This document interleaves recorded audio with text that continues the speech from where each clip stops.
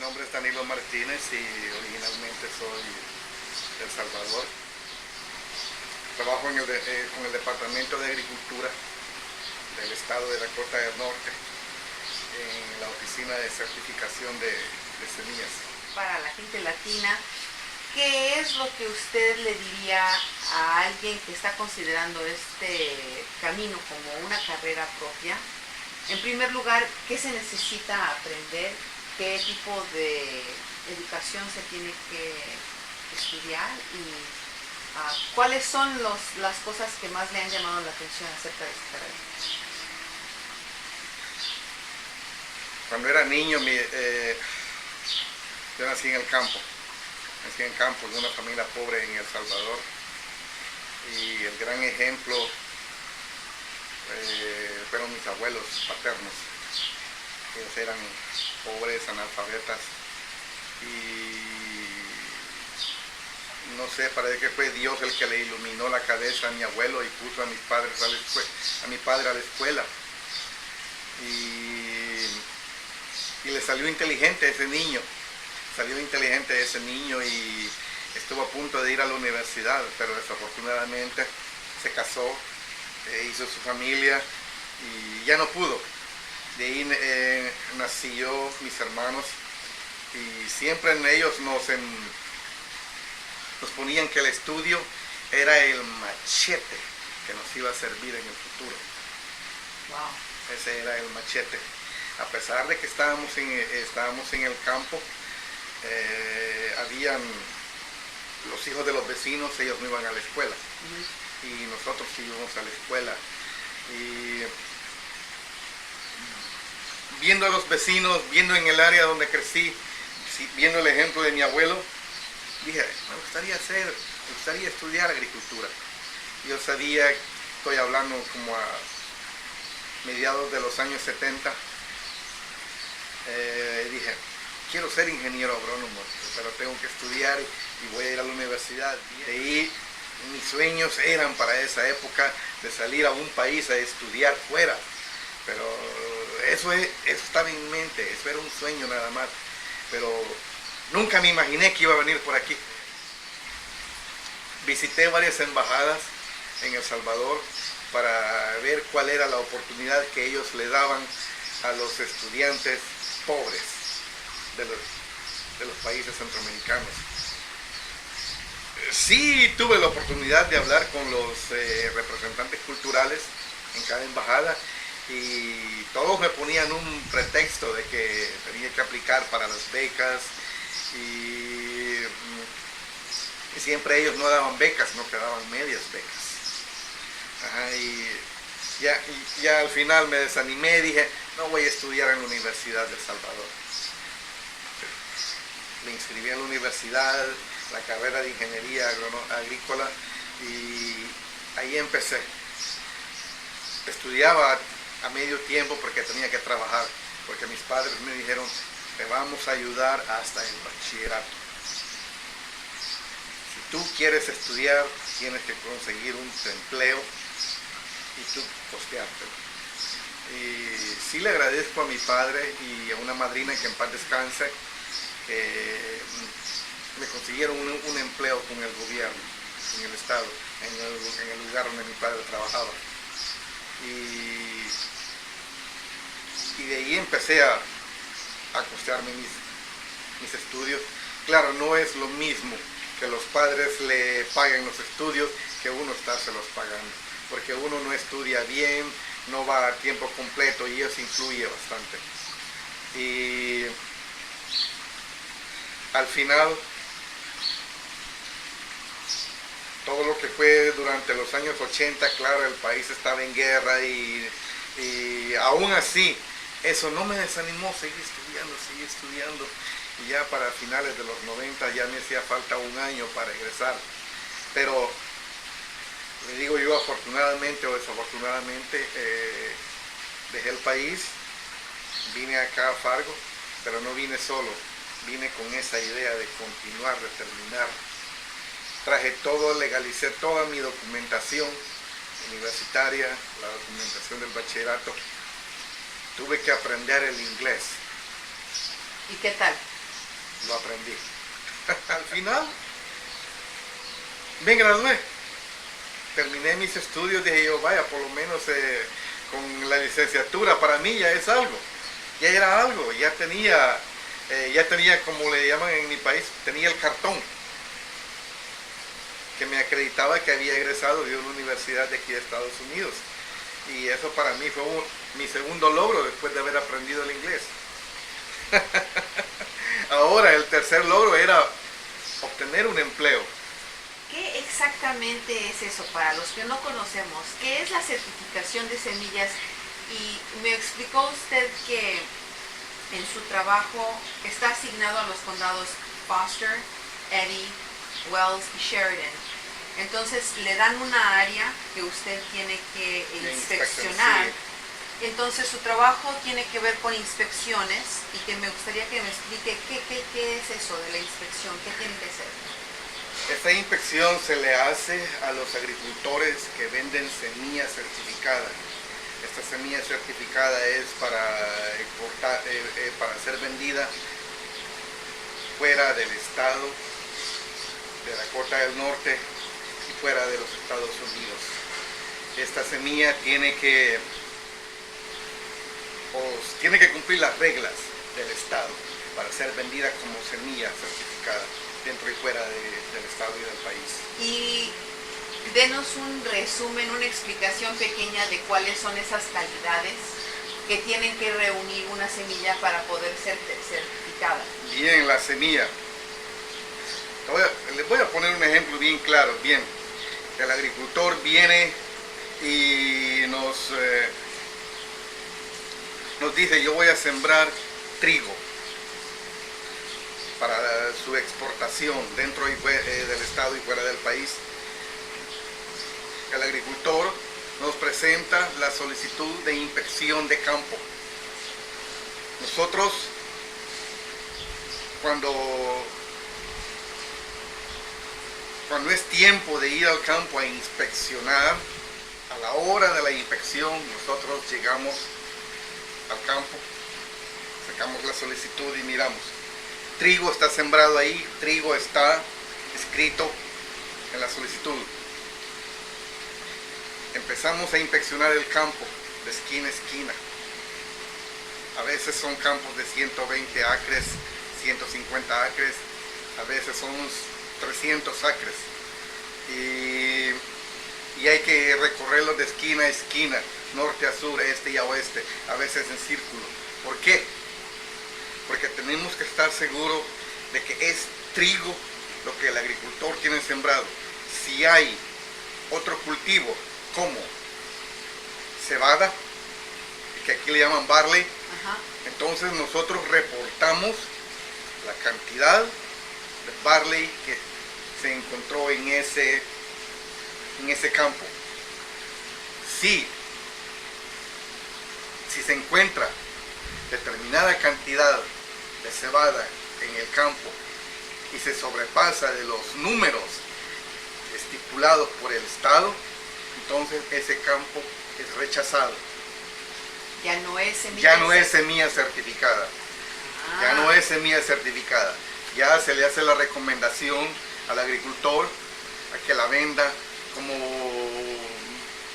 una mercadería normal, común y corriente. Hoy, si el agricultor desea reinspección de su campo, sí lo puede solicitar. Lo puede solicitar y va a ser otro inspector el que va a llegar a inspeccionar. Pero no les avisan que van. No les avisamos que llega. El agricultor sabe su trabajo, que el trabajo de él es sembrar el terreno, ver de que ese terreno esté limpio de malezas, de enfermedades. Hoy, si el agricultor ha hecho su buen trabajo, ¿cuál va a ser el premio de él? Que se le va a pasar su campo de cultivo y el hombre va a poder vender su semilla. Ese es el paso 1. El paso 2, durante el invierno, el agricultor está en la obligación de enviarnos a la oficina, al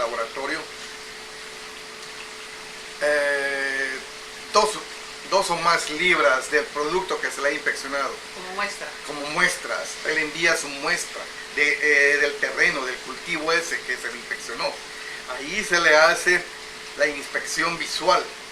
La inspección visual se busca otro cultivo, se buscan malezas nocivas y materia inerte. Como tal.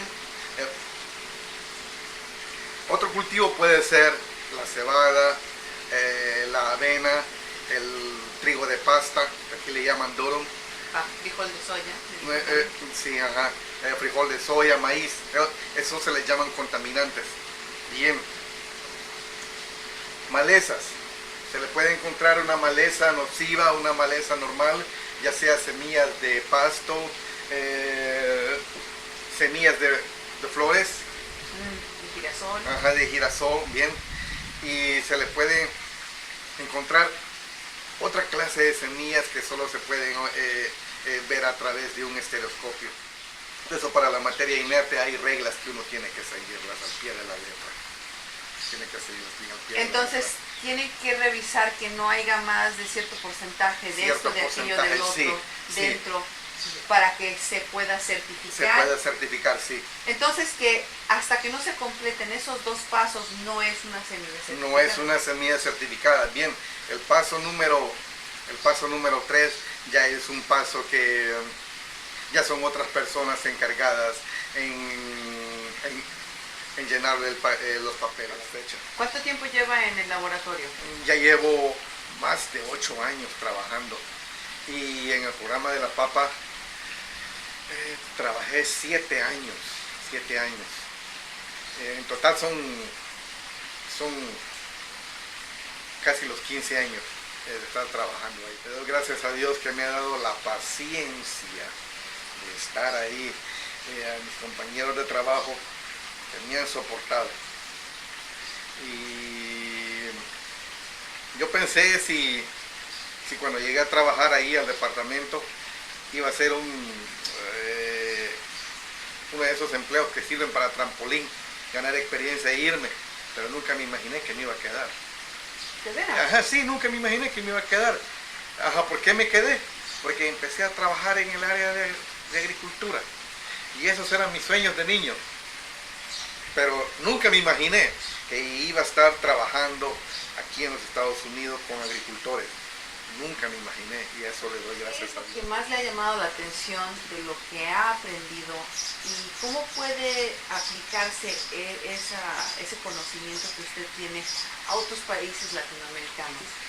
Lo que me ha llamado más la atención es la tecnología de propagación de plantas mediante el tejido de cultivo, porque es ahí en donde la planta se puede propagar en masa. Pero para hacer eso se necesita dinero.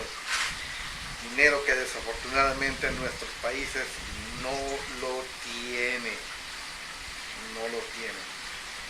Nuestros países están acostumbrados a una agricultura rudimentaria, no a una agricultura con tecnología. Pero aquí sí hay dinero. Aquí sí hay dinero.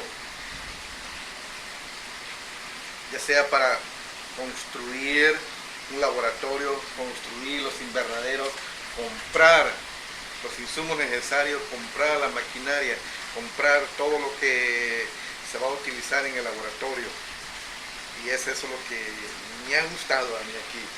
Nunca me imaginé que iba a utilizar microscopio electrónico. Tuve la oportunidad de utilizarlo. Ajá. Tuve la oportunidad de trabajar con, aquí le llaman el gene gun, y ese gene gun es el que bombardea partículas de oro o de plata que tienen un material genético a células vegetales. Tuve la oportunidad de trabajar con ese pequeño aparato, cosa que ni en sueño hubiera hecho en El Salvador. Para entender la tecnología uno tiene que educarse, uno tiene que seguir viviendo tal como vivían sus ancestros, seguir viviendo como los antiguos ancestros vivían. El gobierno utilizaba la educación para eso, y para eso en algunos lugares no había educación. Así de que era lo que sucedía. Bueno, el agricultor decía, bueno, no hay escuela, no hay nada. Que se vengan mis hijos al campo a trabajar conmigo, más me ayudan. Y siempre conservaban sus tradiciones. Me acuerdo muy bien de que mi abuelo Lucas, que en paz descanse, él en el invierno sembraba su maíz, se ponía contento cuando obtenía una buena producción de maíz.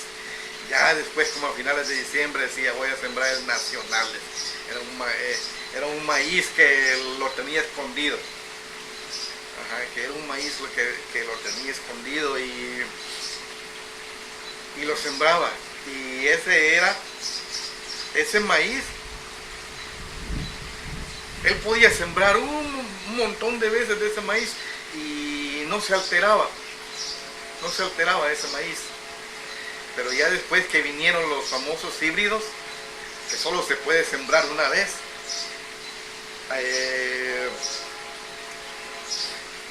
todo cambió. Ya hoy... ¿Cómo ve eso usted? Cambió, pero cambió para bien, para mal. Cambió para bien porque no alteró lo que era la ecología. No hubo contaminación, porque el híbrido solo se siembra una vez. Y si uno dice, voy a sacar semilla de esta buena planta, pero si esa planta es híbrida, sí le va a dar semilla, pero no le va a producir esa semilla, no le van a hacer. Entonces, eso era lo que pasaba con lo que mi abuelo decía. Bueno, voy a siembro solo una vez, ya después siembro el maíz nacional, que es el que lo puedo sembrar un montón de veces y no afecta. ¿Qué piensa usted de los cambios que se han hecho en la tecnología reciente, las cosas que la polémica, pues, todas las compañías que venden plantas que no se vuelven a reproducir, las contaminaciones que sí se pueden hacer a otras plantas, y cómo toda esa tecnología encaja en la conversación? Primeramente tenemos que ver la resistencia de ciertas plagas, ya sean estos insectos o enfermedades.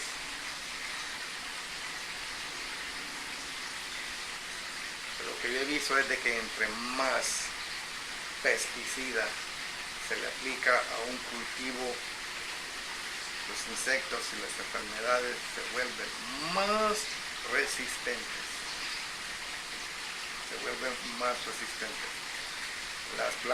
Las enfermedades y los insectos tienen esa habilidad de mutar. Y al ver el científico de que su campo está siendo atacado, ya sea por insectos o por una enfermedad resistente, más fuerte, lo que hace es hablar con alguien de cualquier compañía química, y claro, el técnico de esa compañía química viene y observa el campo de cultivo del agricultor y toma muestras, se hacen estudios de laboratorio y se empieza la síntesis para la creación de un nuevo producto que va a actuar en contra de esa enfermedad resistente. Esos pesticidas que se aplican, son muy peligrosos, y especialmente nosotros tenemos la costumbre de no leer la etiqueta, porque es ahí en la etiqueta en donde están las advertencias hacia el agricultor, hacia la persona que va a aplicar ese pesticida. Y al mismo tiempo que viene la advertencia, ya uno tiene que saber de que media vez vea la calavera impresa en uno de esos pesticidas. Oh, no, esto es veneno. Esto es veneno. ¿Y cómo nos afecta, cómo afecta a la tierra? Porque ese pesticida se tiene que correr a la tierra, ¿no? Ese pesticida... ¿Y cómo afecta el agua? El ingrediente químico de esos pesticidas, hay unos que son biodegradables, otros que se quedan en la tierra, pasan muchos años para que sean degradados por las bacterias, otros que se van a los mantos acuíferos. Nosotros leemos solo lo que es la etiqueta.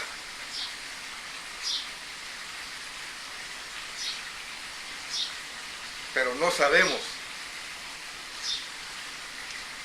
la consecuencia del uso de esos pesticidas, qué es lo que nos va a traer.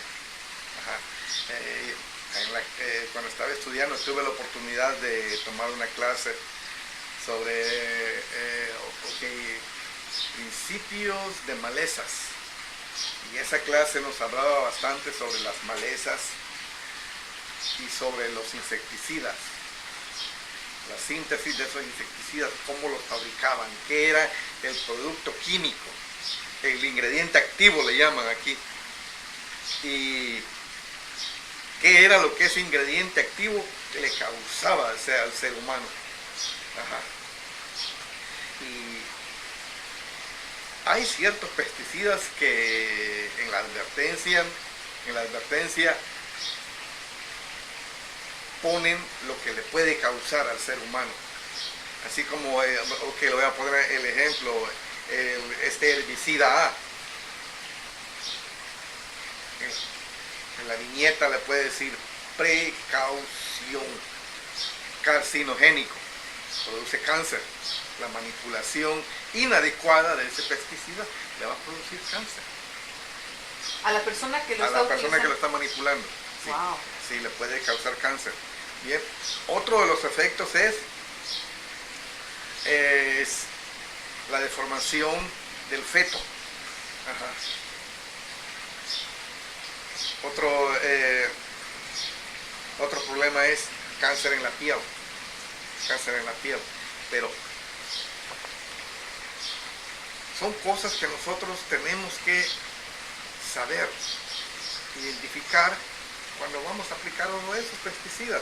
Tenemos que leer la viñeta.